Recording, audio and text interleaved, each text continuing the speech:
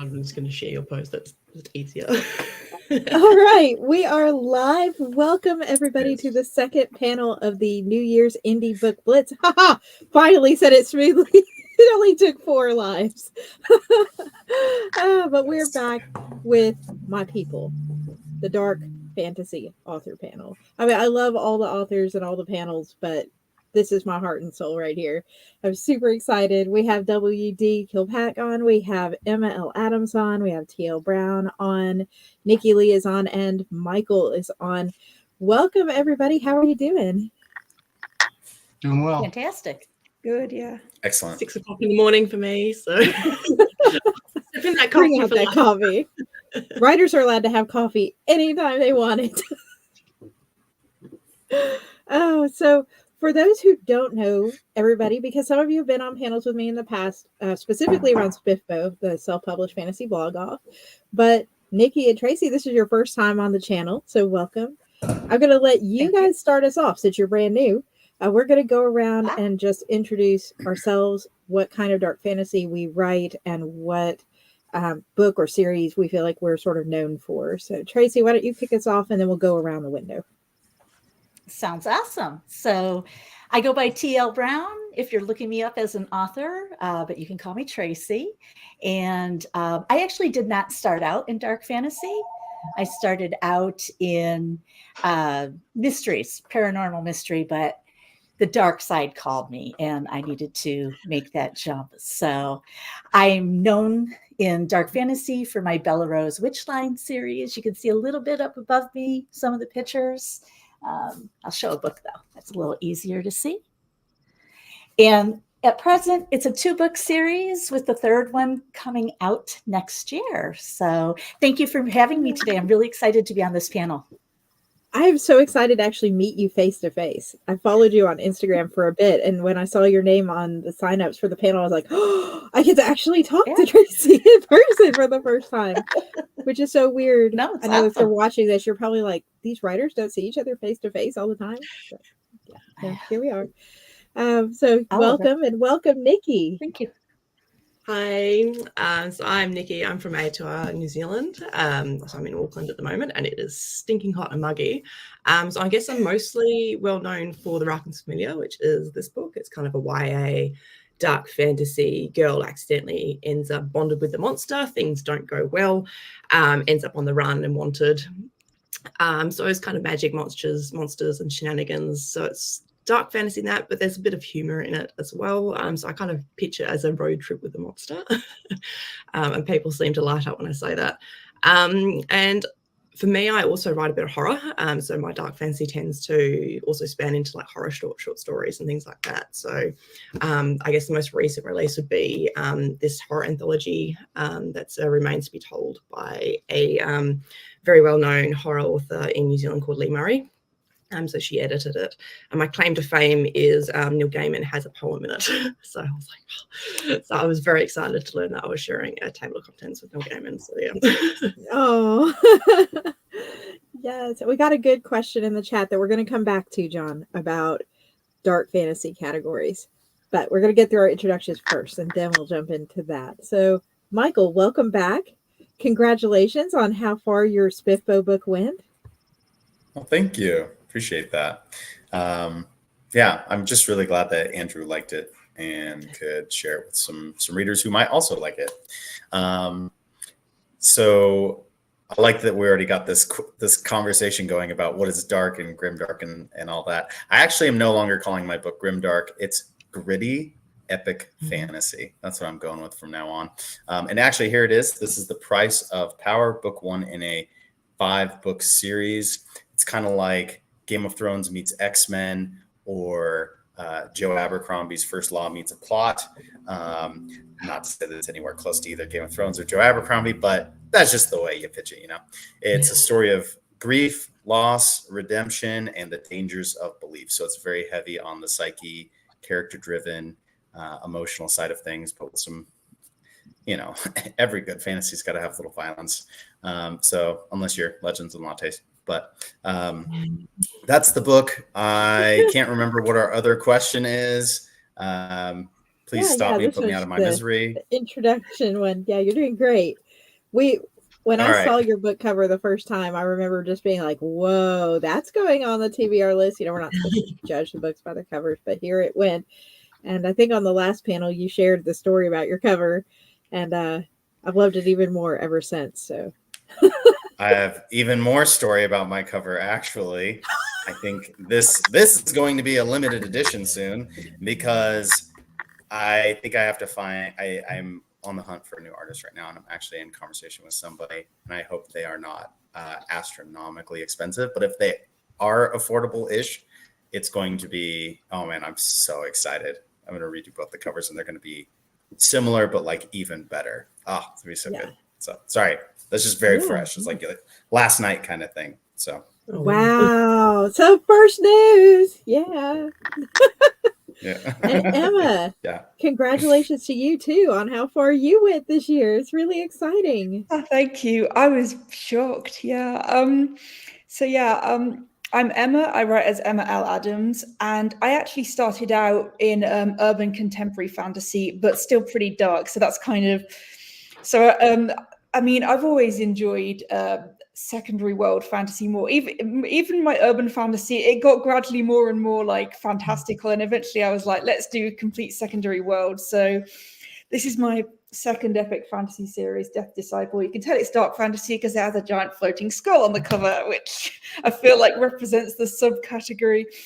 It's kind of dark fantasy with like mystery plot. So it does kind of go into epic territory gradually over the series, but it's set in kind of a limited setting at the beginning, and it's like more mystery focused. And the protagonist is like a retired dragon riding warrior who is basically dragged out of early retirement when assassins start picking off her former comrades who witnessed something on the final mission that they were sent on before their king was assassinated that maybe somebody doesn't want getting out into the open. So there's all politics and undead monsters, hence the skull, giant war dragons, all that fun stuff. So yeah, Death Disciple made it to Spiffo semi-finals, which was just surreal. And the sequel, which I have an early copy of right here, launched on Kickstarter in October. So I've been sending these out, but the retail launch is early next year.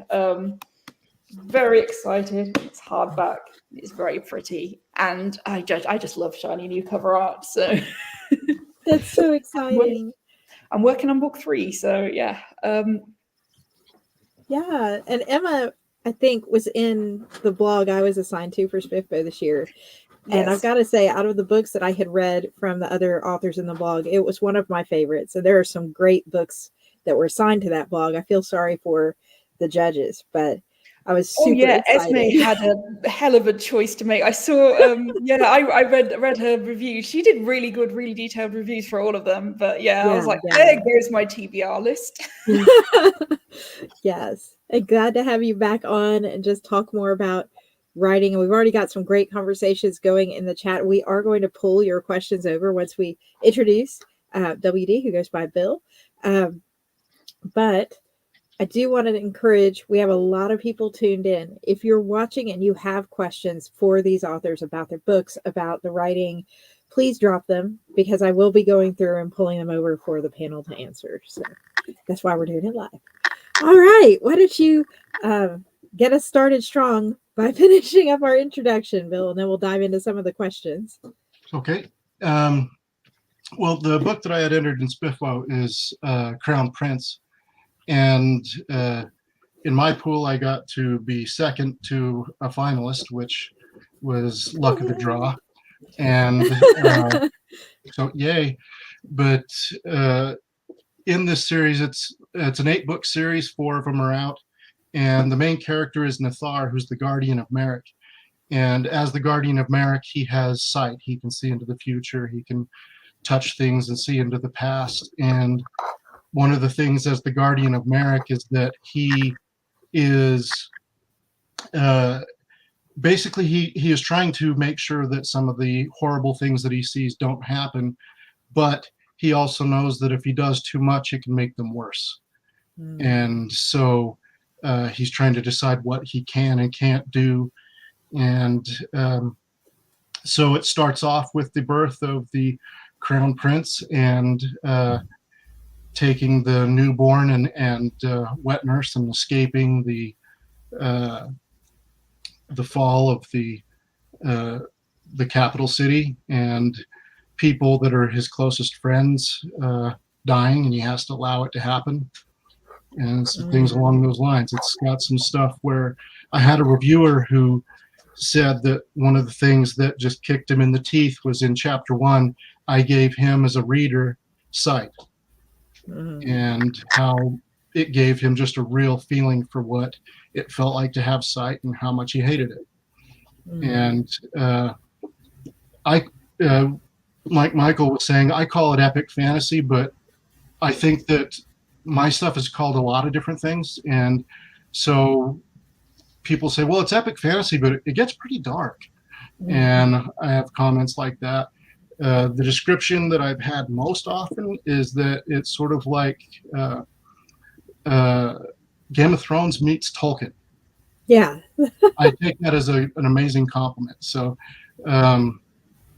and by Game of Thrones, the books, not the TV series. That's Right.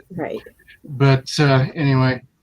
You don't have epic music in the background when they open the cover of your book? Well, eventually. Eventually. We need this audiobook with the epic musics. And that's the other 4 that are out. And this one, the cover, I had a really cool compliment. I had somebody tell me that he wanted to have that tattooed on his face. And that's about the strangest and coolest compliment that I can imagine. That's how you know, like, you got legit fans right there. Yeah. That go above and beyond. They say, when I started my mentors, like, you're going to have super fans. And at some point, I'm like, no, probably not me. But then I'm seeing these other readers who get, like, tattoos. And I'm thinking, well, I'm not a tattoo person, but if I did, it might be something in Elvish, so I can't really talk.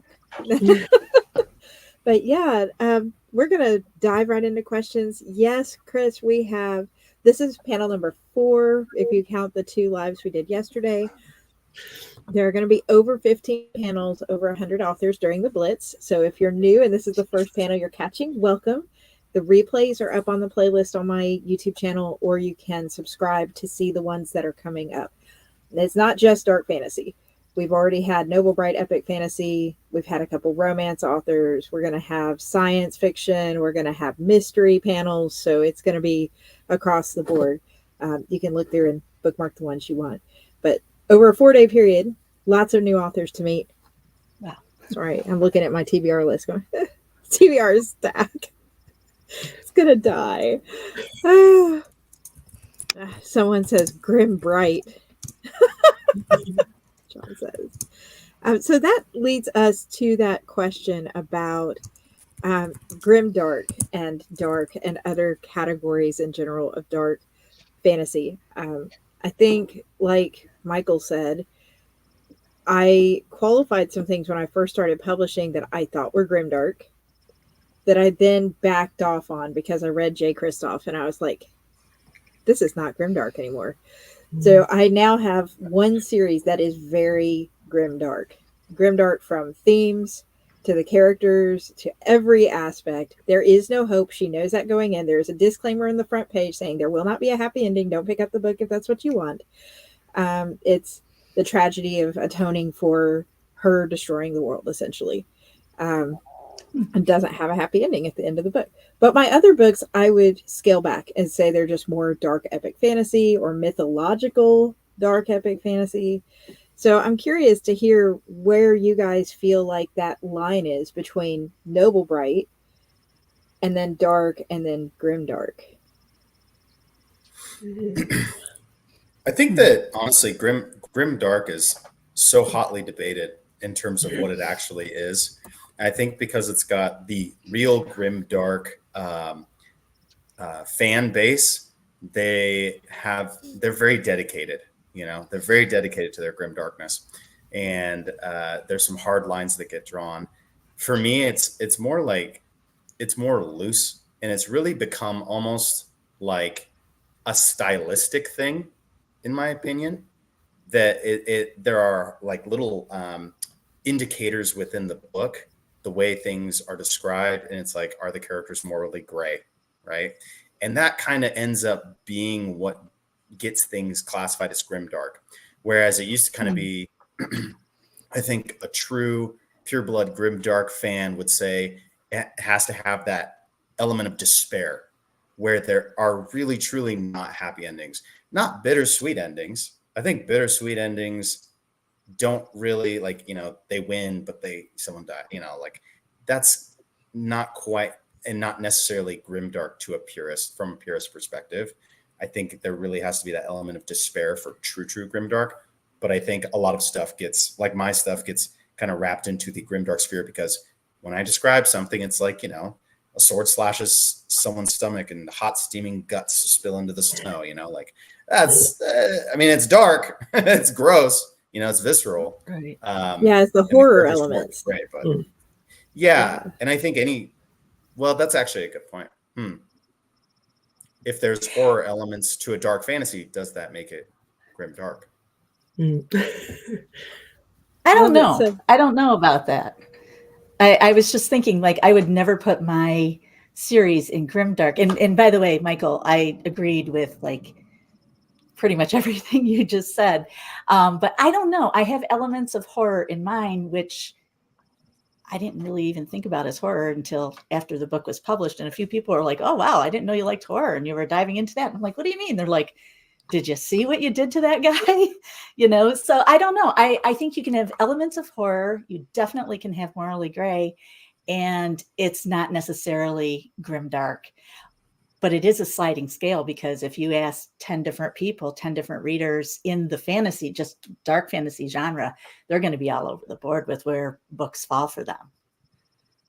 Isn't it? I think it's Michael Lawrence got like that grim dark scale, and it kind of was always quite interesting to see what ranks as the top, and then what's like. There's books that I was like, oh, I didn't actually think that was. I thought that was just a sort of more epic fantasy, but it still managed to get on the grim dark scale because of a few things.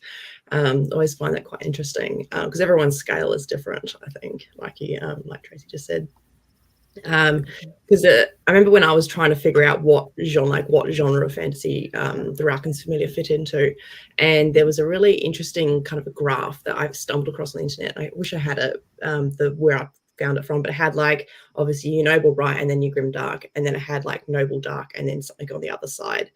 And I kind of consider the Rarkins Familiar like a noble dark, because there's elements of sort of morally grey characters, elements of horror in it, but there are characters in that are trying to do the right thing, that have an element of not nobility, but generally want good things to happen. They're not just like, I'm thinking of like the grimmest, darkest thing I've read recently, which was, I think, Smoke and Stone by Michael Fletcher. And I was like, okay, mine's not nearly as grimdark as that, where the characters are basically, I think, very, very flawed characters. Like, it's an excellent grimdark read if anyone wants that. I highly recommend it.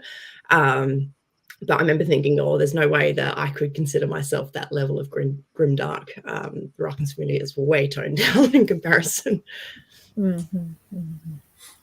Yeah. How about you, Emma? Bill, what do you think when you were classifying your books?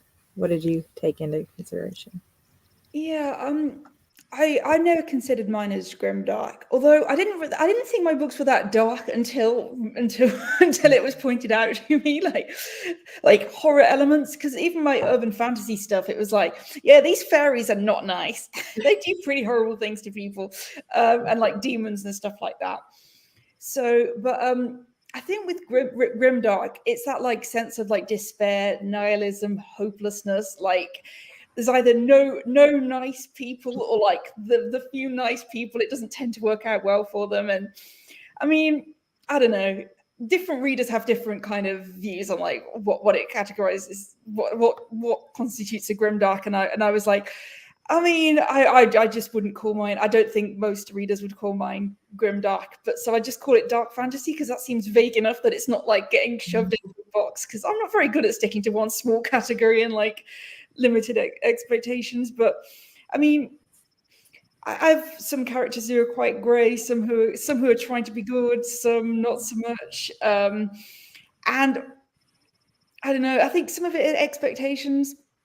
I'm like, I'm not guaranteeing happy endings anywhere, but I'm also not saying there isn't one. I'm just keeping it open. So that's kind of, yeah, it's just not being tied down, I guess, to having to have it. life. Yeah, I always find it like it's almost like what your book is not. So I'm like, yeah, not noble bright. Like there's not a very good sense of like good versus evil. It's just like there's these guys that want this thing to happen, and then this person wants this thing to happen, and neither of them is probably really right, but you know, they're kind of looking out for themselves in a way. I wouldn't classify it as like a noble bride or something like that. Like, yeah, I think it's almost easy to say, well, it's not that, but it's something like this.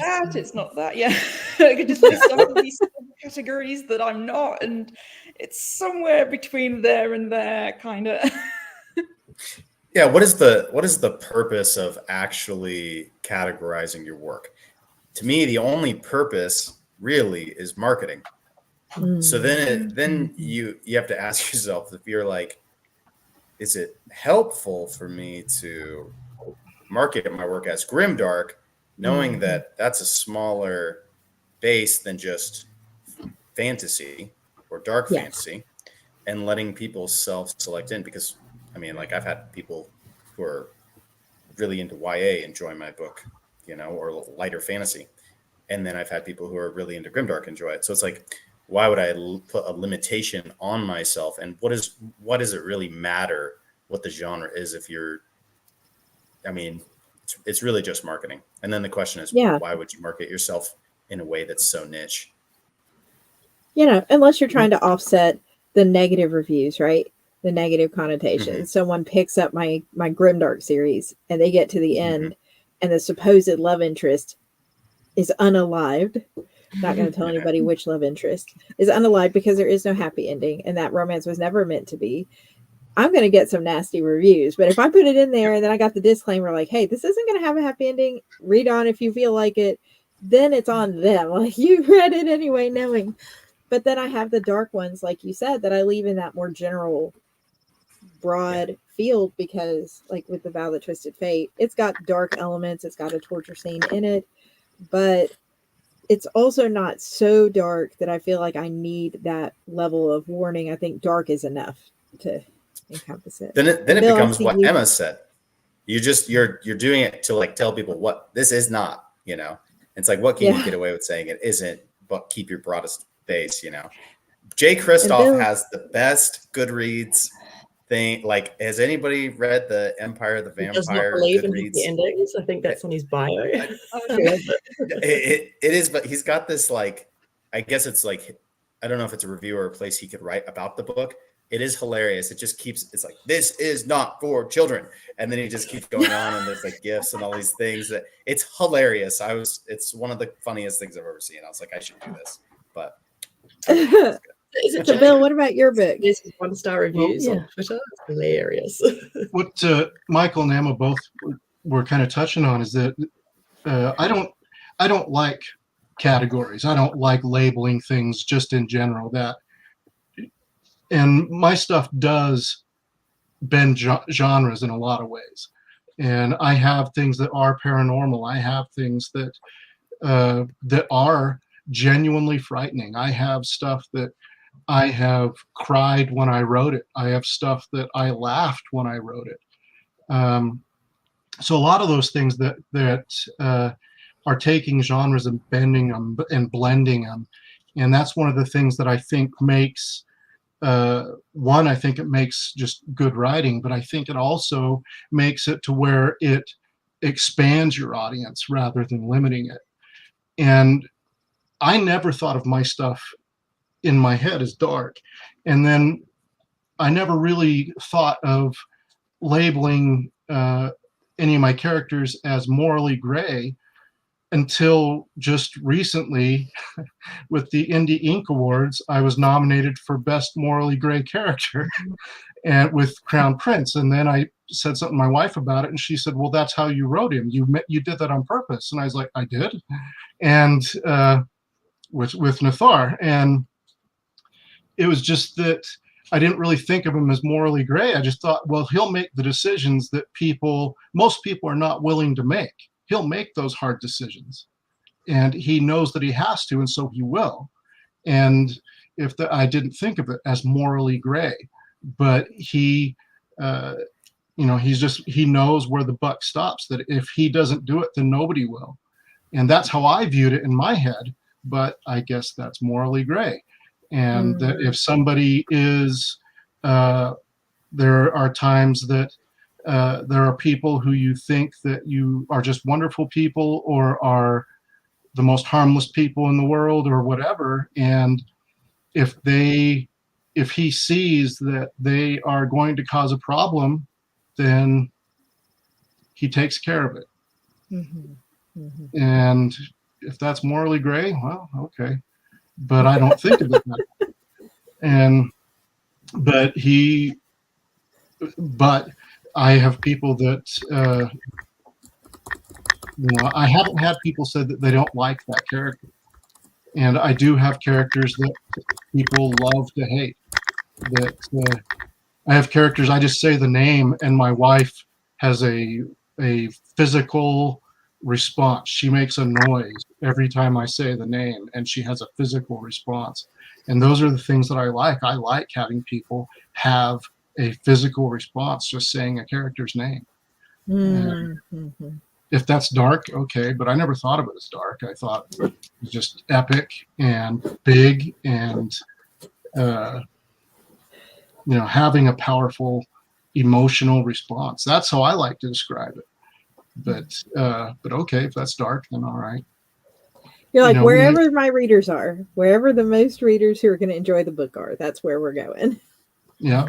When I filled out this, there was a thing with Amazon that they had you fill out to decide on categories. One of them that it led me to was sword and sorcery. So, what is that? I actually love the sword and sorcery genre, the knights and the mages and the magic and the dragons. And, I think it's one of those where so everything on Amazon's are usually by BISACs, right? Which are just solely to tell them which readers are going to buy the most books in which of these categories. And they change. I was talking to Rachel Renner yesterday about how 3 years ago, there was no new adult category on Amazon. You couldn't click that as a category because they considered it an age group.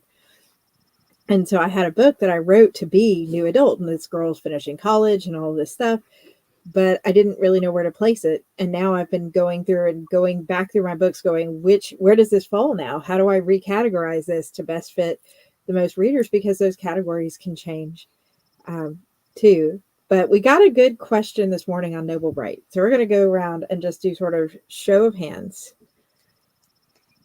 Raise your hand if your book has a happy or bittersweet ending. I'd say bittersweet.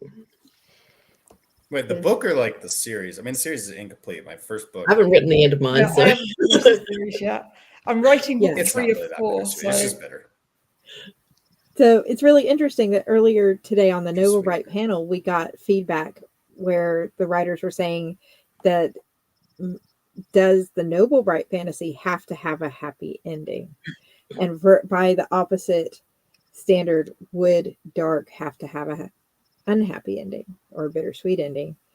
I'm not at the end of a lot of my series either, but I definitely enjoy writing bittersweet endings. Rachel also brought up yesterday, she was like, you people, being all of us dark fantasy people who love to stick our characters through misery. She was like, you people, how do you write that with everything going on in the world, right? And I feel like personally, I lean toward dark fantasy because I love, in a way, seeing someone overcome something worse than what we're going through. To me, it's almost like it creates hope, even if there's not a hope theme. So even in the book where the main character is dead at the end of the book, I still feel like watching her grow until she gets to the point where at the beginning she was so selfish she could doom a whole world, and at the end she dies for the whole world, shows a character arc that's like, I don't know, to me is what I was hoping for, is anybody can change, no matter how dark, no matter how far you've gone. But I'm curious to hear about, you guys, because there is a lot of dark going on in the world, how you feel approaching dark fantasy. Well, that's one thing with Nithar, is that one of the things I hope that people get from it is a lesson about you can endure. That a lot of horrible things happen. I guess that's dark. That he shows, that's one of the lessons that he shows, is that you can endure. You can have horrible things happen to you physically. You can have horrible things happen around you to people that you know, that you love, and you can endure. You can move on. You can make it work, and you can come up with ways to work around, work through. Sometimes it takes a sword, but that's one of the things that I do deliberately.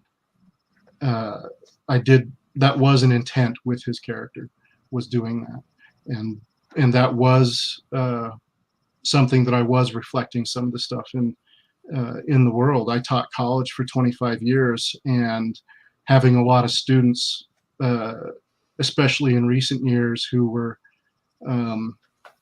I was just hearing too much. I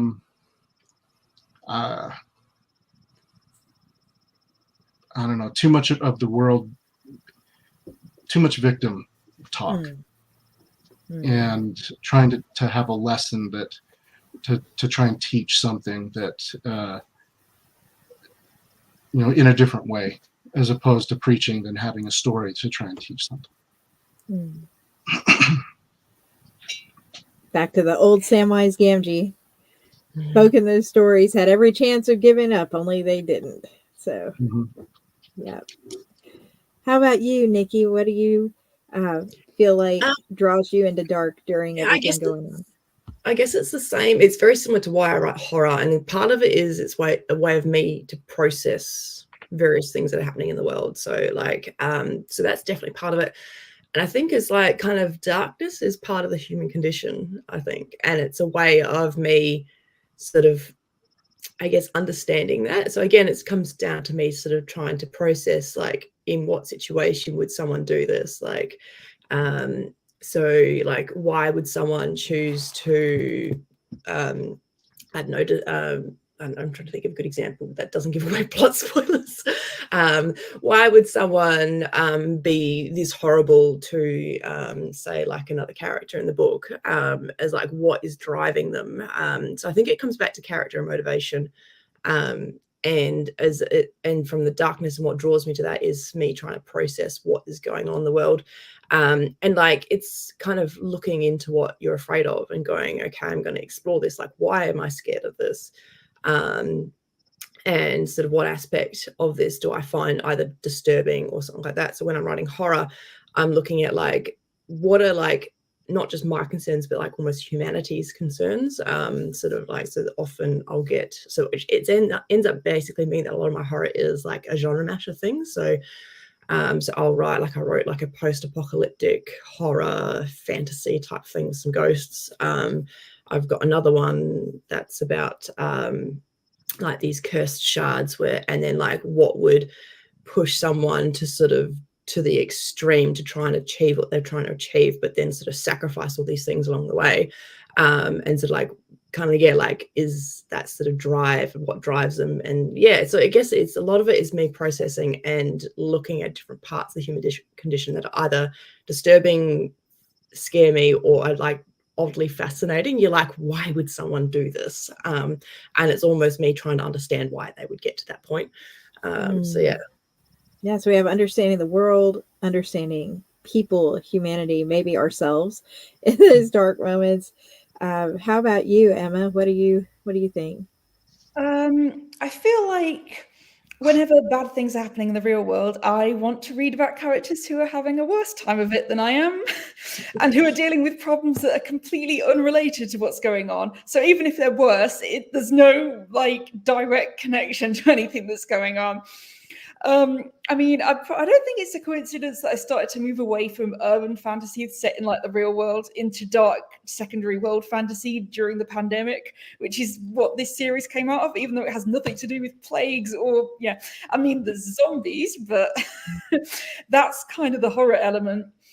And like the theme of it is the main character and like several other characters, they face this horrible thing and they're trying to avoid it, but then they're getting kind of drawn back into dealing with their problems anyway, because I will not leave my characters alone.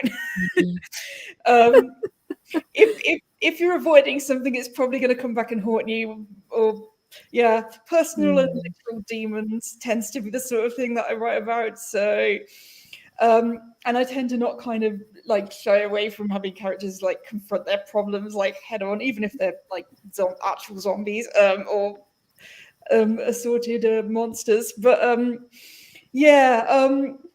it's not like, there's no direct connection to anything that's going on. But I had a lot of trouble getting into stuff that was too removed or too light-hearted or that sort of escapism. My brain was just like, nope, it's too awful. I don't believe this. I cannot. So this sort of thing is what came out of it.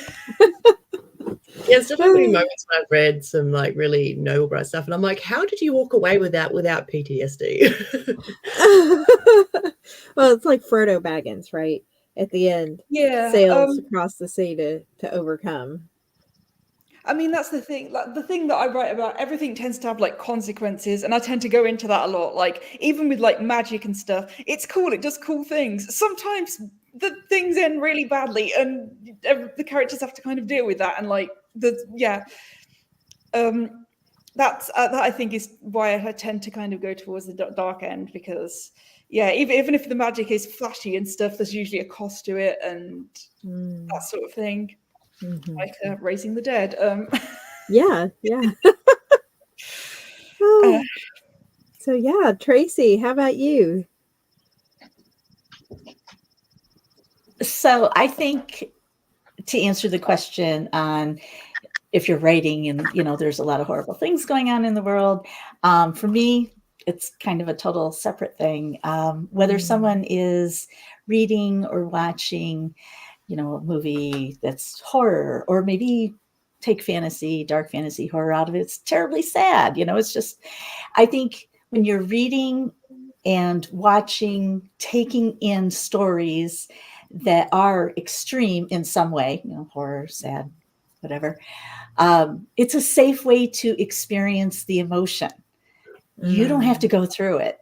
The character's doing it for you. So, I mean, how many times? I mean, Mr. Kilpack, you said that, you cried when you wrote. And I mean, you're experiencing that through your character, and our readers do the same thing. Our readers, they feel bad, they're horrified.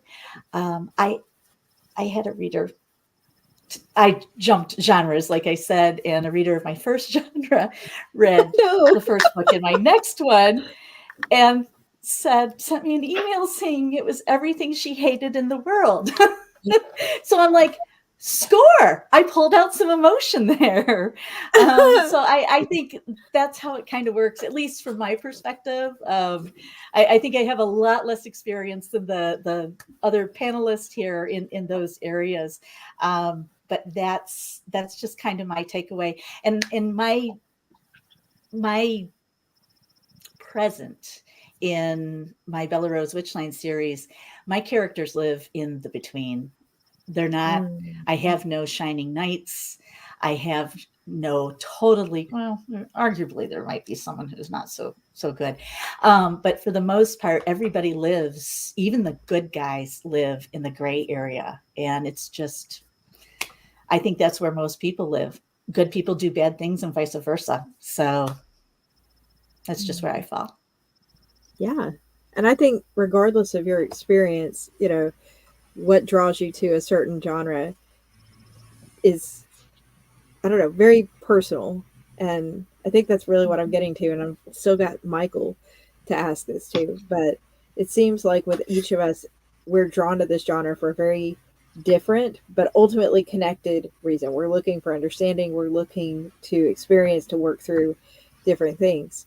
And maybe that's what brings us readers in to dark fantasy too. It's like we're looking for those different elements too.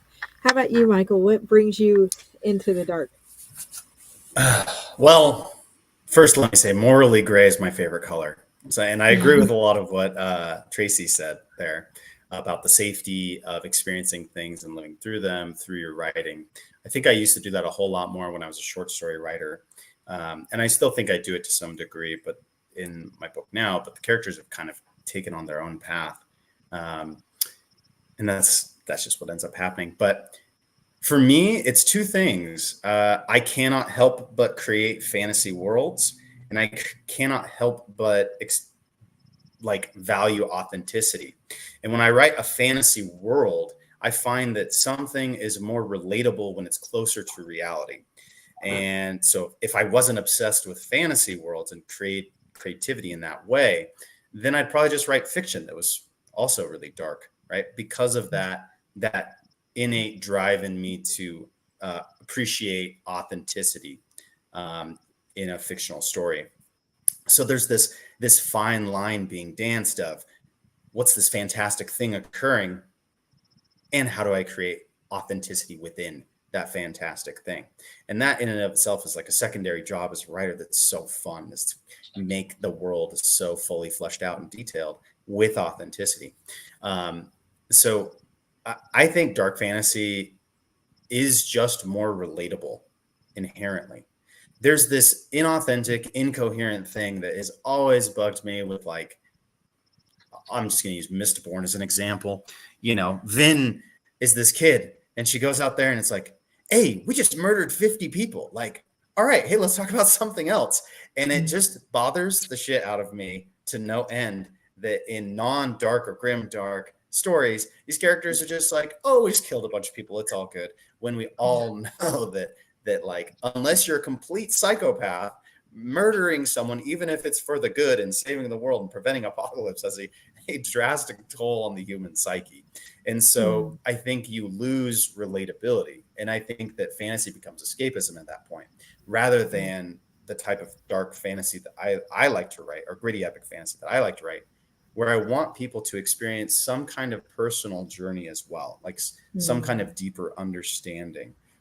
If I could classify my books as dark, gritty, spiritual fantasy, I would. I've looked into the spiritual fantasy category. I really like it. And nothing breeds appreciation like contrast. And so if you're going to have like something more spiritual, well, there has to be a test to faith and spirituality. And I just made my book sound like YA Christian, but it's not. It's just like general spirituality. Sorry, I said faith. Yeah, it's a buzzword. But I hope that makes sense. That the authenticity that exists within dark fantasy, Timmy, someone kills Timmy's friend. It's like there's so many limitations on high fantasy. It'd be like, well, Timmy can't cuss for sure, and Timmy's not going to go torture a cat. But in dark fantasy, it's like someone hurts Timmy's friend. Rage, Timmy. Spit on somebody. Fucking do something that's out of character because grief is complex, or you're so angry you don't know what to do with it. It's just that authenticity factor. And I think authenticity creates more relatability. And then people can truly experience some new understanding. Yeah. Well, so that's a big rant. Yeah, Bill, go ahead. All this discussion about categories, the way I describe my stuff is realistic fantasy. That's the category I put it in, is that even though it's fantasy, they live real lives. They have real things that happen to them. Nathar, when he was young, broke horses. And so he's got a bad knee. And, from doing that. And he was a teenager and showing off for a girl and got his foot caught, and he's got a bad knee, and things like that. There's, but I call it realistic fantasy. That I don't view fantasy and science fiction as escapism. that fantasy and science fiction, the thing that I love about those genres is that they use distortion. They exaggerate certain aspects of the human condition, and it makes it easier to interpret and be able to recognize so that you can process that. Hmm. And Yeah, I that think there's different reasons, right? There's people that read it to escape and are probably the ones looking for the lighter feel. And then there's Mhm. people looking for that realism like you and Michael are talking about, for Yeah. sure. And I think that that is, like Michael was saying about the darker stuff, where that is the kind of processing versus escapism. But I don't tend toward the escapism, element. But anyway, those are some things that came to mind to me from the last few comments. Yeah, lots of great points here. And if you're a reader and you're watching and you're like, whoa, some deep stuff in this panel. All of these authors' books are linked in the description box, as well as their socials. So you can go read some of them, get an idea for what we're talking about firsthand. A lot of good books across the board. I know we're really short on time. We're a little bit over, but we're going to ask one last thing and we'll try to keep it just short and go around. All the authors on the Blitz this weekend are indie. Some have been trad published and stepped out. Some have always been indie. So I'm curious to know what being indie has meant for your writing or reading journey, whether that's brought you an indie community or opened up creativity or publishing. How has being indie impacted you as a writer?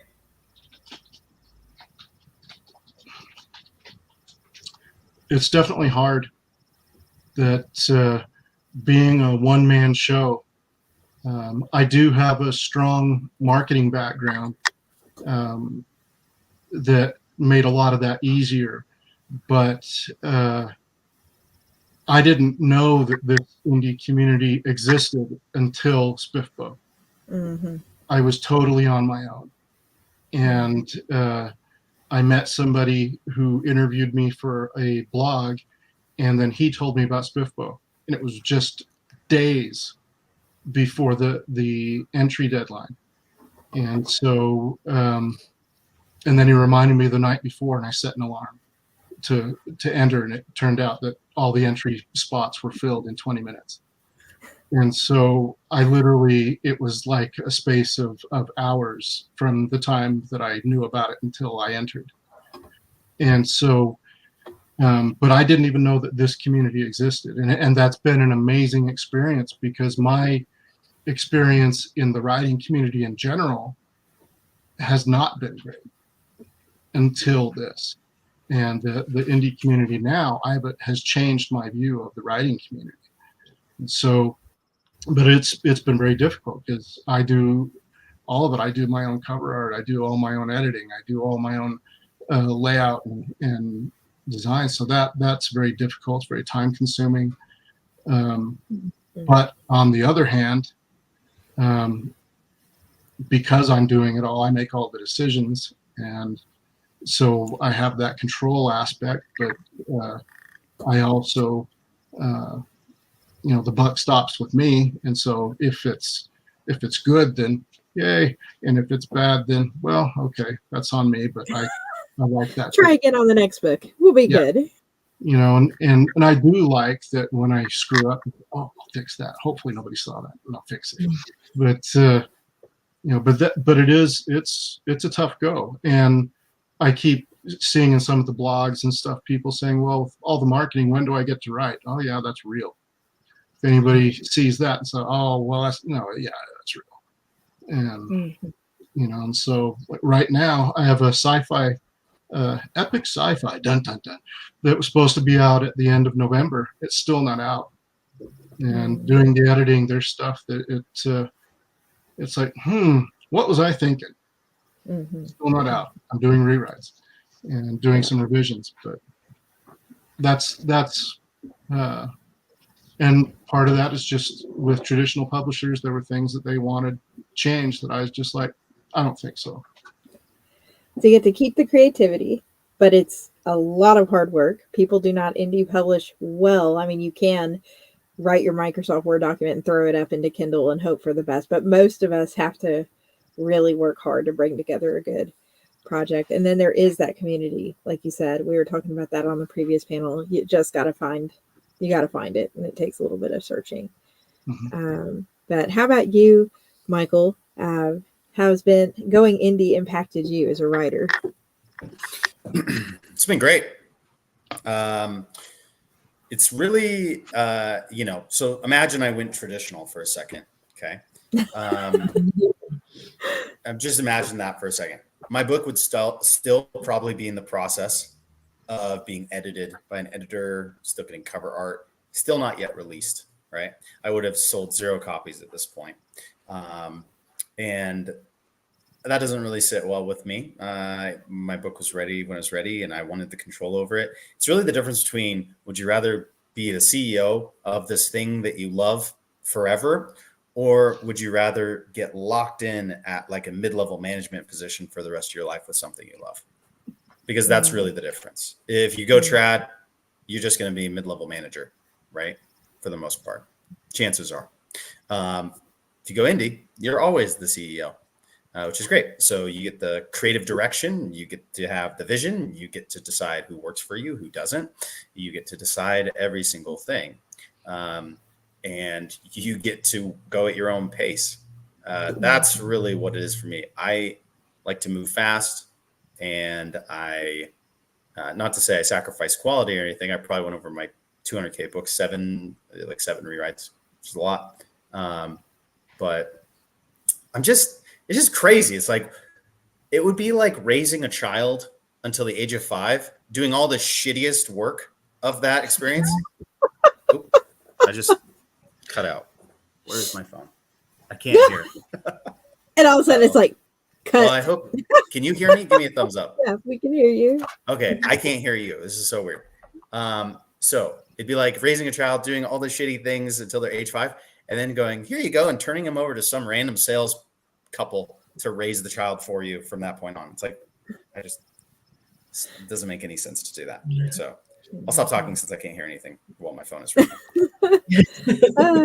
So true, though, the creative control, being able to be in charge of everything. So Nikki, mine's a little different. So I went through a small press for the Rackens Familiar. And basically the chief reason I went through that is I couldn't afford to edit or pay for a cover design. I was just not in the position where I could do that because it is extremely expensive. And it was a story that I was like, I want to do right by it, in terms of like, I actually want to get it as professional as I can make it. And unfortunately that meant that I didn't have the funds to be able to afford to give it through a proper editing, give it a proper cover design. And the connections of that indie press helped me sort of source a really good cover artist, and went through multiple rounds of editing that I obviously didn't have to pay for. And because it was small, like, it's still a very collaborative process. Like, I remember having a phone call with my editor at the time, and she was saying, oh, this is like my idea for the cover. And I was like, I have no idea what would work for a cover. But she was like kind of telling me her ideas. I'm like, I love it. Just go with and run with it. But they were running things past me, which was really nice. Whereas if you're in a major, one of the big 5 trad publishers, you don't really get that. You just get whatever you get them.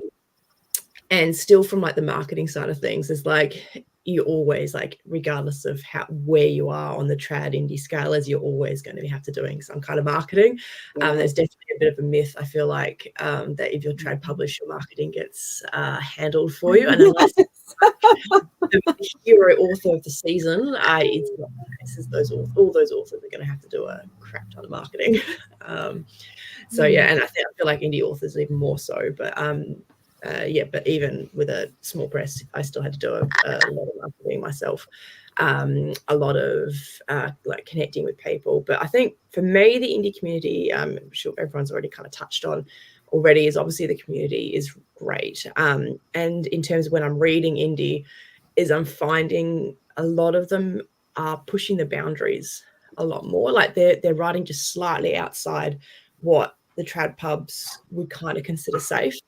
So I find some trad pubs quite safe. I'm like going, I've kind of read this story like quite a few times already. Whereas indies are like genre mashing, or they're including really interesting, diverse characters, diverse settings, really original ideas often.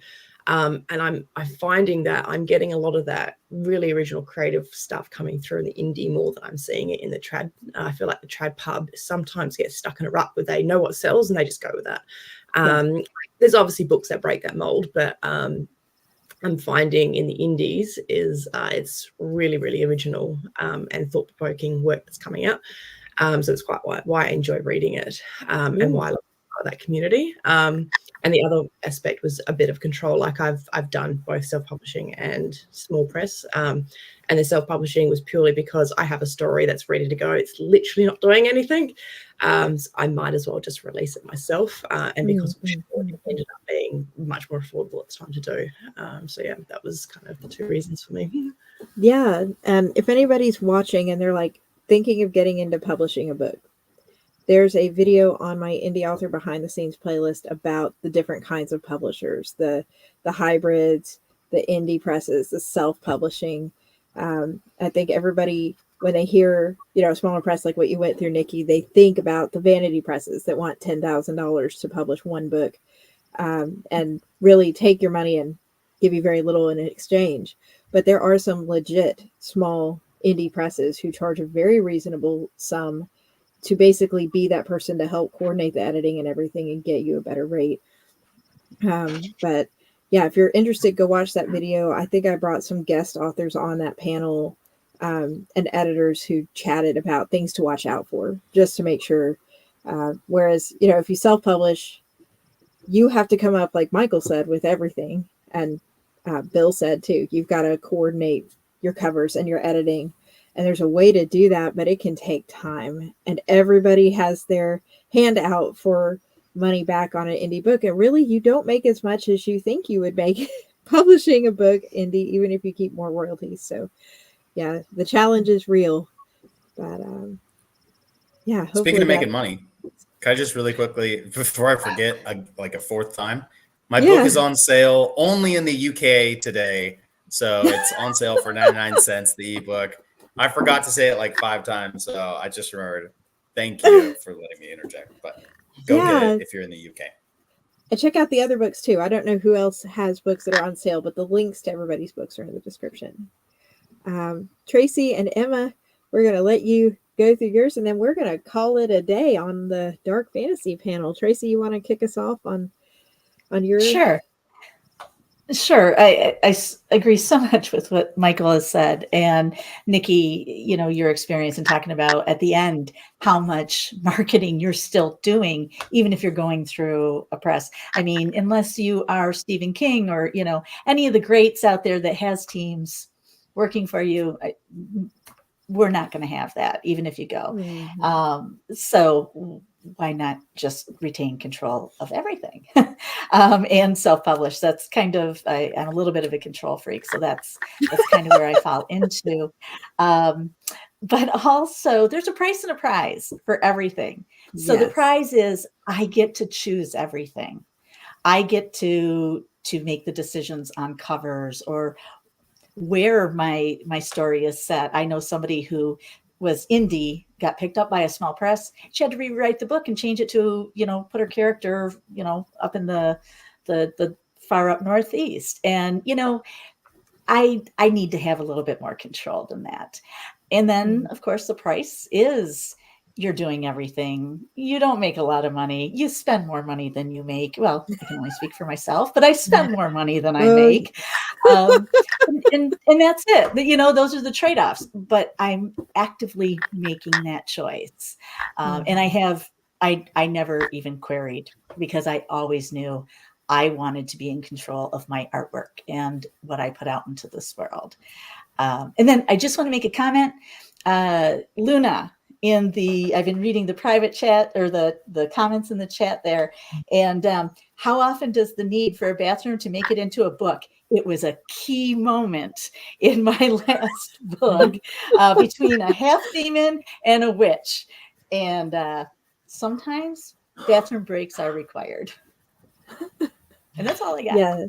And dragons. Luna asks, anybody got dragons? Emma's got dragons. I have got dragons.